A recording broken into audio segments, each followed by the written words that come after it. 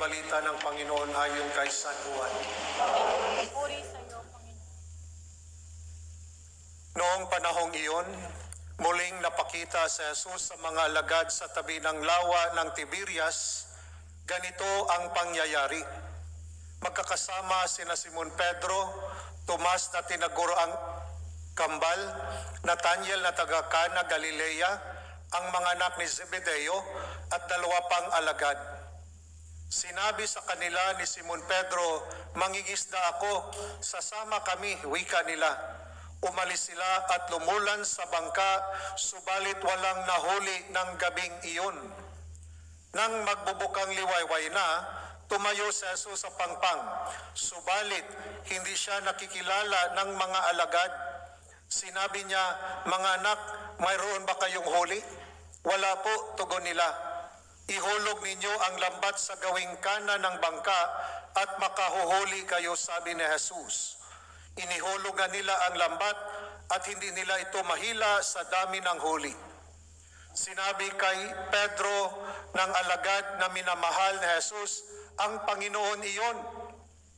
Nang marinig ito ni Simon Pedro, siya'y nagsuot ng damit sapagkat hubad siya at tumalon sa tubig.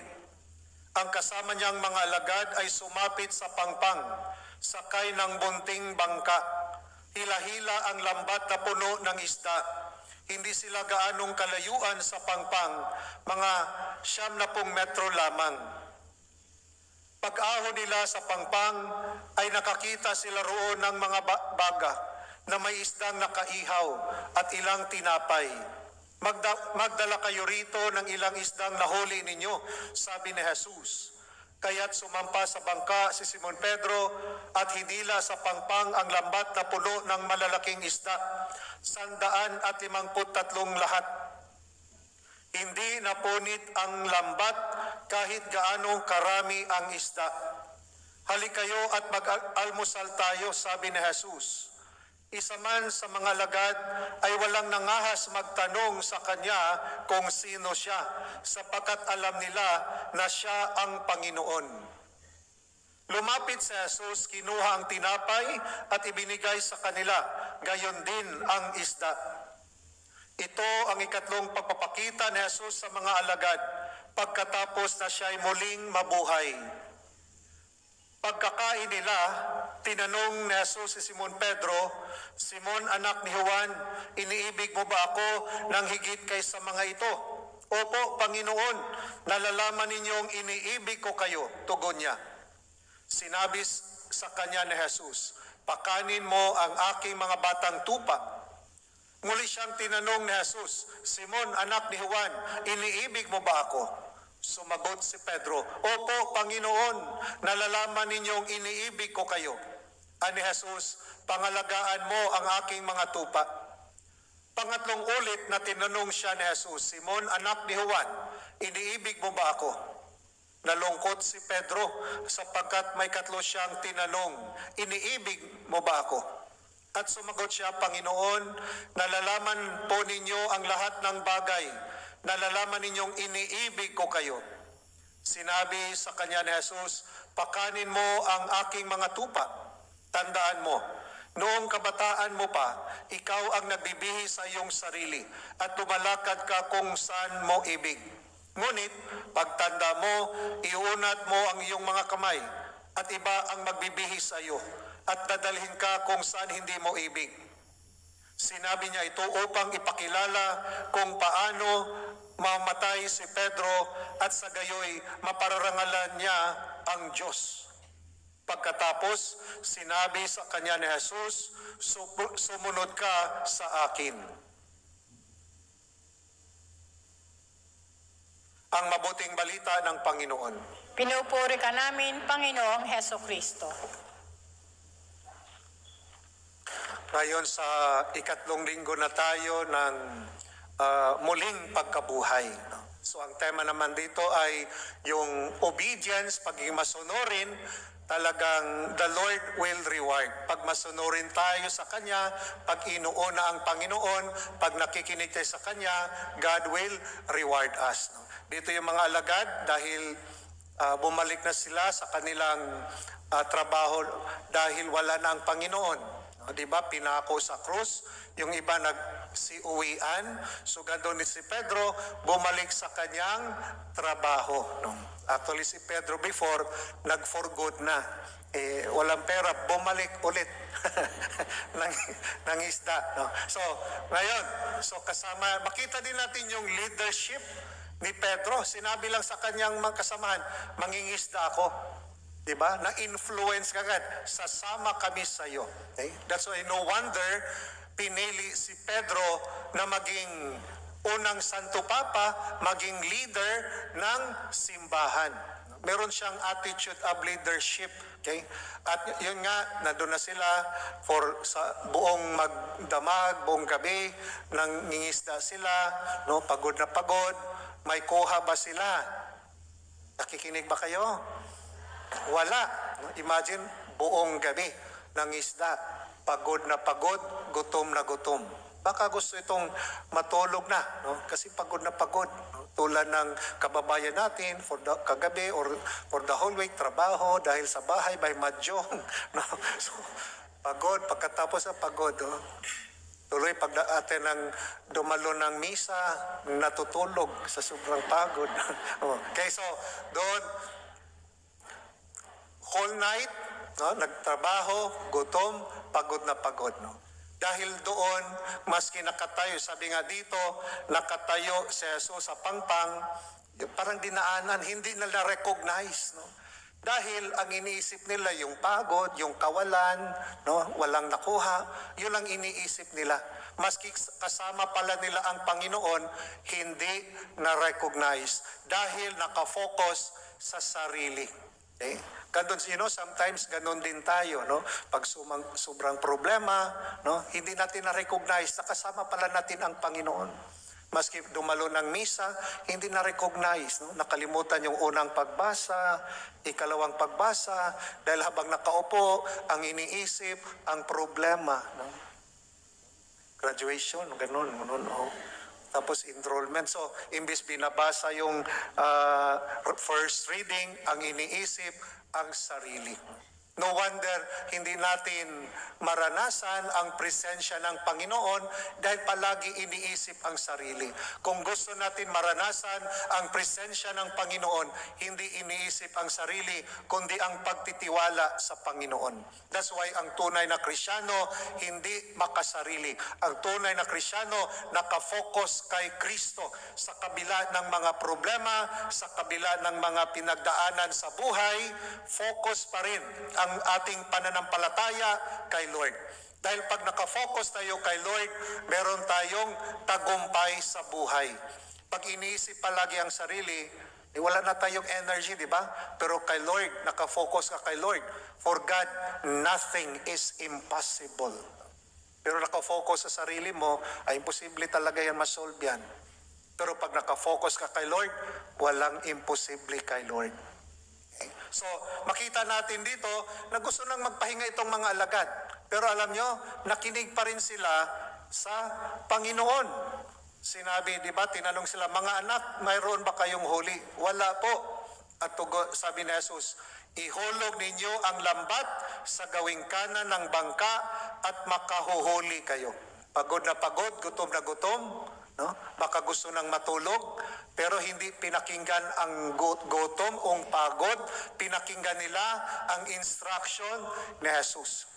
Naging obedient, they listen to the instruction of Jesus. Dahil nakikinig sa Panginoon, anong nangyari? Anong nangyari?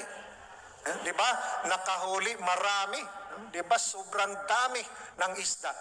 Dahil, ibig sabihin, pinagpala. Dahil nakikinig sa Panginoon. So yun ang mensahe. Sometimes, wag mong pakinggan ang pagod mo, wag mong pakinggan ang galit mo, wag mong pakinggan ang kawalan mo, pakinggan mo ang salita ng Diyos, pakinggan mo si Kristo, dahil kung pakinggan mo siya, sumunod ka sa Kanya, merong pagpapala sa buhay. Amen? Tayo palagi nakikinig sa sarili, nakikinig ka sa kaibigan mo, nadidiscourage ka na, naniwala ka naman doon. Huwag kang makinig ka kay Lord. What if itong mga alagad, di ba? Walang-wala, pagod na pagod, di ba? Pero baka pwede namang sabihin, hindi na, pagod na kami, tulog na kami. Pero hindi nakikinig sa pagod, hindi nakikinig sa kanilang kawalan, nakikinig sila sa Panginoon, naging obedient. That's why obedience to Jesus would lead us to prosperity. Okay? Na sana makinig tayo. Maski pagod ka na, I'm sure bilang OFW, napapagod na tayo sa trabaho, sa pamilya, problema. Every time na tumatawag, problema. Parang napapagod, no? Pero wag mong pakinggan ang pagod mo. Pakinggan mo si Lord. That's why importante yung panalangin. Pag everyday manalangin, maski negative yung naririnig, napakinggan, punta ka kay Lord. Di ba sabi ni Lord, pag napagod tayo, anong sabi niya? Come to me. Those who are overburdened, pag nagpapagod ka, come to me and I will give you rest. Bigyan tayo ng lakas ng Panginoon. That's why ang pakinggan natin, wag yung pagod mo, yung galit mo, pakinggan mo si Lord para may pagpapala sa buhay natin. At yung nakita ito ng minamahal na alagad, si Juan, no, nakita niya, sabi niya, ang Panginoon iyon. Anong ibig sabihin doon? Na hindi sa kakayanan, hindi sa kanilang bangka, kanilang lambat, hindi sa dahil mangingisda sila. Ibig sabihin, ang mga biyaya galing sa Panginoon. Ang Panginoon iyon. Yan ang sinabi ni Juan. Dahil sa Panginoon, pinagpala ang mga alagad. Okay? That's why in the second part of the gospel, di ba, 3 times, Peter denied Jesus. At 3 times din tinanong si Peter, Simon, anak ni Juan, iniibig mo ba ko ng higit kaysa mga ito? Anong sagot ni Simon? Anong sagot niya? Iniibig ba niya si Lord? Diba? Opo. Pero ang pagmamahal ay hindi lang, sabi nga, emosyon.